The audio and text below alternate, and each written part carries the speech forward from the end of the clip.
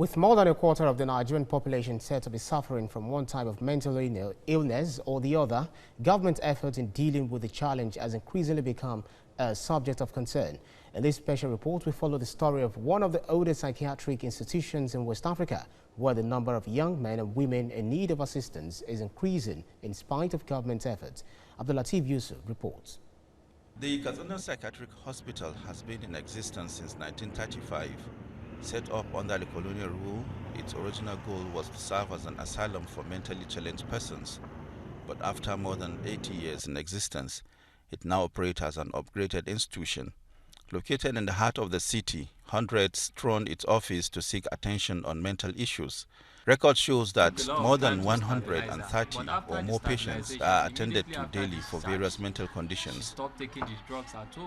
Now a 50-bed hospital, thanks to PTF intervention several years ago, it remains the only facility of its kind in the nation's northwestern region, offering not only free services but also free feeding to its patients. We've admitted up to like 150 in the last 6 months, and 60 to 70% of these cases are related to substance use disorder.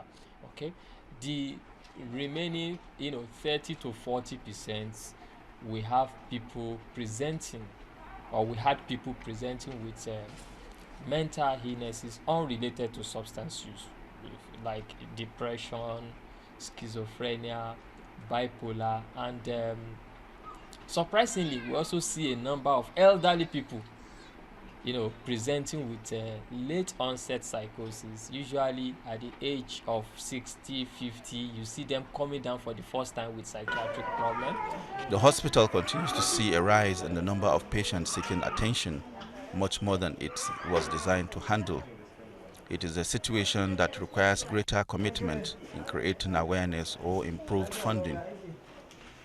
But while the hospital grapples with its own challenges, its patients are battling with depression, which tops the list of mental challenges suffered by many Nigerians. Substance abuse is another major cause for worry. Its prevalence had become alarming, so much that federal government is sitting up to take notice.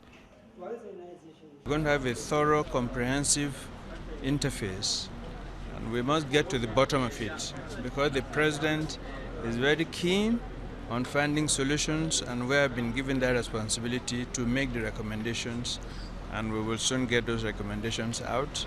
And we are confident that President Muhammadu Buhari has the political will to resolve this crisis that we are in.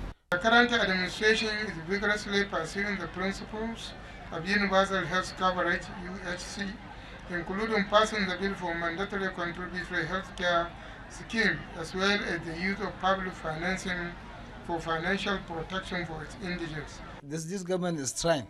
Presently, we have at least 6 or 7 psychiatric nurses on training, and we have 2 consultant psychiatrists permanently here, and we have 1 visiting consultant psychiatrist who's coming from Jos. So at least we improved.